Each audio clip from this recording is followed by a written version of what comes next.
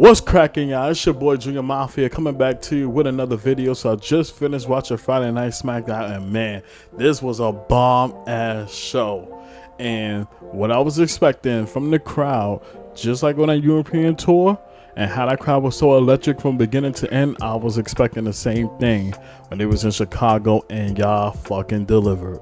That's what I'm talking about right there. And we need to continue that same energy every single week, you know, for Raw and SmackDown, and even PLE. So kudos to that Chicago crowd for turning up and all that. But there's a lot we have to talk about on what happened on this show. But before I get into the nitty gritty of things, I'm gonna point out Ray Phoenix debut on SmackDown was so fucking good, and I can't wait to see him perform more on SmackDown and all that, just like his brother Penta is performing well on Monday Night Raw. I can't wait to see what he has in store and whatnot. And I want to talk about real quick the Naomi and Jade segment. So they were supposed to fight B-Fab, and right when she was about to make her entrance, Jade came out of nowhere and clocked her from behind, and she's on the attack and all that, especially after what happened previously. And Naomi tried to pretty much pack her up until Jade ended up getting the upper hand. So this time around, Jade said, nah, bump all that down. I'm going to come at you, and we're going to run the fade. So the J security guards so separated them and all that, and Naomi went in there, had a match with B-Fab, and went back and forth. Of course, you know Naomi was going to win. And she calls out Jade Cargill. Tell her where she at. Little did she know, Jade popped her from behind and started beating the shit out of her. And so much so to it, again, the security guards told her to come in there to go get him and all that. But you could tell Jade was on a different type of timing and how serious she is. Then all this comes out and pretty much make it crystal clear that they're going to have their match at WrestleMania. So it's going to be Naomi versus Jade Cargill, what I expected, because for a feud like this, you cannot leave out that WrestleMania card. So I said, oh, this is interesting, and I can't wait to see how that happens and whatnot. The Charlotte and Tiffany Stratton segment as well, I think was very, very good. This was a plus up from what we've been getting from them these last couple of weeks, and I felt like they delivered this time. Tiffany Stratton, to be exact, she cooked Charlotte Flair. Let me say that again. She cooked Charlotte on the mic. Like, it's to the point where anything Charlotte was saying, she was getting booed, like similar to what Dominic was getting, similar to what John Cena getting. Anytime he talked, they boo him. And Tiffany she had a whole lot of counterbacks to what Charlotte was saying and whatnot. And I love it. I love it. Me talking about it ain't gonna do no justice. Alrighty, I'll go check it out for yourself. But she definitely held her own, you know, in that segment right there, and I wanted to point that out. So now it makes me look forward to their match at WrestleMania, and I hope they deliver. Even though they're not in the main event, I'm expecting for them to have a bang of a match down the line. Then we had the situation with Kevin Owens with the injury, where Nick Aldis calls him out and all that, and he goes on and talks about him having a neck injury and having to get surgery on it, and don't know when he'll be able to return back to the ring. But, you know, give his respect to you know, the fans, the universe, and everybody else and all that, and they well wishes. And then Randy Orton comes out, and now at this point, I don't know if it's a work or this is legitimate, or this is legit. Excuse me. So Randy comes out there, and him and Kevin Owens have a stare off, but Randy tips his hat off to Kevin Owens. Not really a hat, but you get the drift of what I'm saying. And Randy respected, walked off and all that, and he gets in a ring with Nick Aldis and whatnot. So now at this point right now, Randy don't have an opponent for WrestleMania. So Nick Aldis, like, you know, unfortunately, Randy, this means you don't have an opponent at WrestleMania since Kevin's hurt. So Kevin didn't want to hear that shit and ends up RKO and Nick Aldis out of nowhere for some particular reason. I don't know. But Nick Aldis ended up catching the RKO, and that was pretty much it. So we'll hope to see how everything is going to go down, especially with what's going to happen. Like, if this whole thing is a work, or if this is really a legit injury from Kevin Owens, and now it's just leave Randy Orton without an opponent at WrestleMania. So we'll see what happens. We got like 2 weeks left, so we'll figure out what's happening. Also, what I want to bring up. Oh yes. Now, on to what happened throughout the show. So CM Punk kicks off SmackDown, and it's in Chicago, so him. The crowd is electric and all that. Anytime CM Punk comes out there, and from start to finish, he just had the biggest pop. So he gets into the ring and pretty much like engaging with the fans and all that, saying with on the European tour that they thought they had a better crowd and all that. And he said, "I know when we step in Chicago, like they're like 20 times louder than what it is." He ended up grabbing the camera, showing it around and all that, like just very engaging, so to speak. And pretty much was saying that he appreciated the fans and everybody that been chanting his name for so long, and he talking about he wasn't supposed to be here, bringing up that when he was born, he had an umbilical cord wrapped around his neck and stuff, and his face was blue, so they had to revive him back and whatnot. And talking about even with him being in the business and all that, like he wasn't supposed to be here, but just the hard work and everything that he puts in and all that.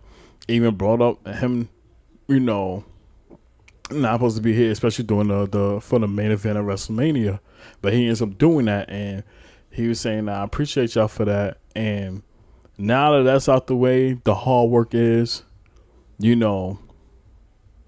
the win, being at WrestleMania, but getting the win. And pretty much was talking about he's going to pack up both both Roman Reigns and Seth Rollins. So as it's happening, Paul Heyman gets on the mic and he's making his way towards the ring. And he's also giving Punk his flowers and saying that he deserved to be here. And you talking about he's not supposed to be here and all that. And Paul Heyman's like, "No, you deserve to be here. And, everything that you accomplished and all that, it was for a reason, so to speak." So he's giving the utmost respect to CM Punk. And he was saying that, now that I got that out the way, I wanted to know, because I need a favor. Into where CM Punk says, "So now we just doing favors now? Like add a favor on top of favor?" And he was saying like, "No, like I just need a favor in the sense of, what's the other favor you told me about outside of main event in WrestleMania?" So CM Punk says, "I thought Roman wasn't going to be here." He said he's not here yet, so he'll be here later on tonight. So Punk says, "Well, I'll wait until Roman gets here, and I'll tell him in his face what that favor is and whatnot," and left it from there. So throughout the night, backstage, you see Byron Saxton checking on Paul Heyman, asking him when Roman's supposed to come. He said he don't know yet, but he's supposed to come eventually, and was pretty much telling him that, everybody kept saying like, what's the other favor? What's my answer going to be towards it? So he's saying that, "I'm not going to tell you, Byron Saxton." He said, "Where's the camera at?" Took the camera and says, "If you want to know the answer to whatever favor CM Punk asking, the answer is yes, yes, yes. Like, just answer yes, but don't know what it is." And you see a black truck pull up. And he's thinking that's Roman and all that, saying, my tribal chief, he's here and all that, giving the praise. Little as you know, Seth Rollins comes out of there, and he is just laughing, and you see the look on Paul's face like he saw a ghost. And you see Seth coming up there, he's laughing at him. He's saying that, "Yo, like, I can't believe this, man." Like, he's saying that, "Oh, yeah, Punk has a favor that he's gonna address and all that, but I'm gonna be in the ring. Like, I want to experience this for myself, so I'm gonna be front row and center for this." And Now Paul Heyman is just he's just terrified at this point. So later on, towards the end of the show, Byron Saxton again comes up to Paul Heyman, seeing where he's at and all, and then little as you know, in comes Roman Reigns, and Paul Heyman is just excited, like he's ecstatic to see him, but Roman gets out there and he's walking with a sense of urgency. He don't give a damn about anything. He just literally walking past the gorilla position to go straight into the ring. And normally he do his pose for his pyro and all that. Didn't give a damn. He walked past that, went down the ramp, got into that ring, didn't pose or nothing. Gets the mic, and he does a Chicago, acknowledge me and all that stuff. Then he was saying that, you ready for me to come out here because you wanted me to, tell us, what that favor was. And pretty much saying before he calls him out, he says, like, one thing CM Punk needs to understand is that I brought him back into WWE. Like, I did all of this. And, you see Paul Heyman kind of like, coinciding with Roman as he's saying that stuff. And afterwards, Roman calls him out, but Seth Rollins' music hits. So Seth gets in there, and he pretty much was saying that, for Roman, like, you never know what reality hits you until it, like, slaps you in the ass or whatever the fuck he said.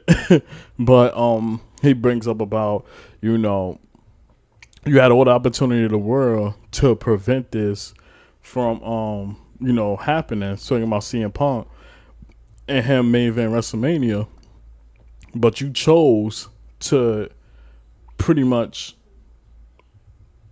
put that to the side. Like, you try to look past it, and he said, that's the mistake I made, and I look how it turned out. Like, I regret it. And he's saying that you're doing the same exact thing. And, just letting it be known that, even though bringing up their history and all that yet again. So, Roman's pretty much saying, like, listen, the reason why I'm not, coexisting with you and anything like that, because you're trustworthy. Like, you're not to be trusted. And more often than not, I didn't call you to come out here. I called CM Punk. And Seth like, oh yeah, I know you did, but I'm gonna sit front row and center just to hear his answer. So he's sitting right there in the corner. Punk music hits. So CM Punk comes out there and he gets into the ring. Don't waste no time. And he brings up to Paul Heyman about their history. Before he got into their favor, he brings up the history with them, letting him know that it was times where I thought he was gonna get fired from WWE, but Paul Heyman said no.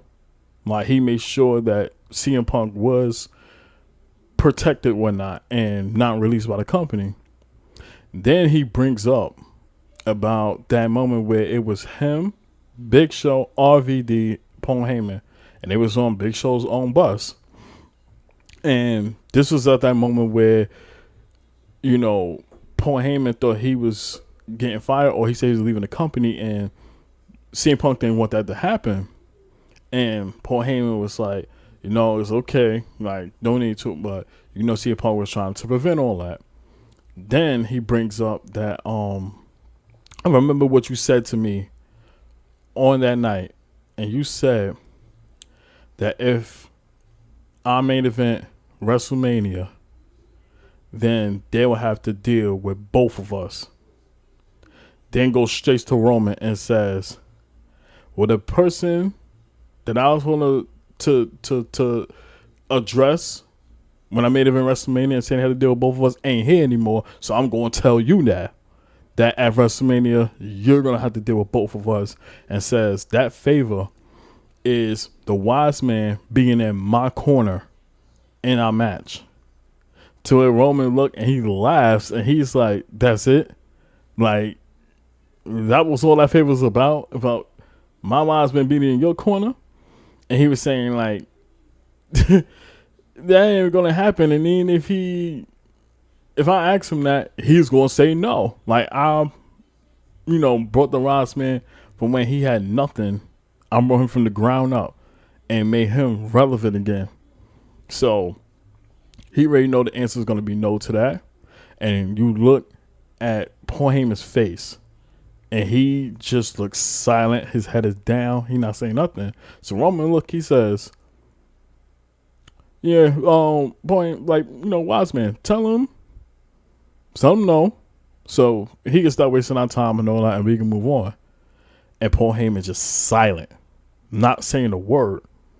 Now Roman looking like, so you're not gonna say anything? Like, is it true? Like, let him know that it's not gonna happen. And Paul Heyman's just silent, not saying a word, and he's tearing up now. He's saying tearing like. So Roman is like, I'm gonna ask you one more time. Tell him no. And Paul Heyman he is eyes full of water and coming down, and he says, "No, my tribal chief, I can't."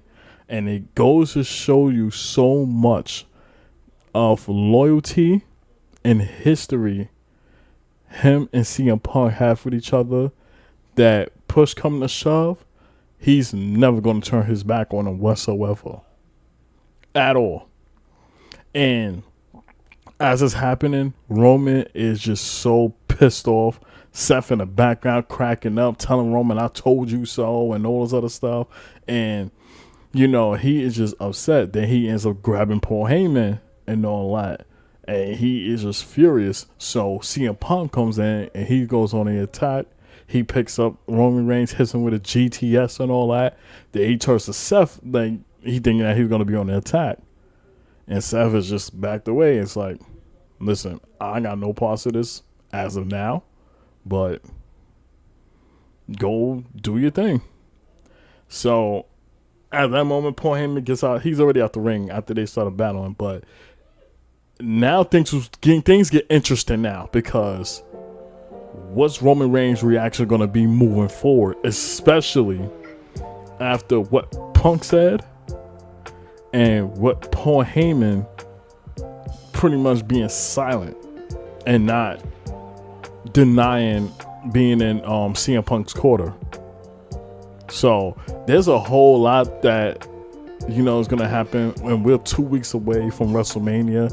So now I can't wait to see what's going to happen next week and all that, because I'm pretty sure it's going to be even more interesting as we start getting closer to WrestleMania. We are 15 days away, and I'm fucking hyped for what's to come, these next couple of weeks or so. So this was very good. I definitely enjoyed Monday Night Raw. Monday Night Raw. Friday Night SmackDown. And if I had to give it a rating, I'll probably give it like an 8 out of 10. I feel like they definitely delivered tonight. And the crowd was very, very, very good, in my opinion. So, comment down below. Let me know what you think about Friday Night SmackDown. What was your favorite parts of the show and whatnot. And like I said, are you excited for WrestleMania and all that? So, let me know in the comments down below. And as always, y'all hit that like button, hit that subscribe button, click the notification bell so you get notified anytime I drop content right here on this channel. And roll to 200 subscribers. Continue to keep God first. Trust the process on anything that you do in life. Your time will come. And I'm going to catch y'all on the next video. Peace.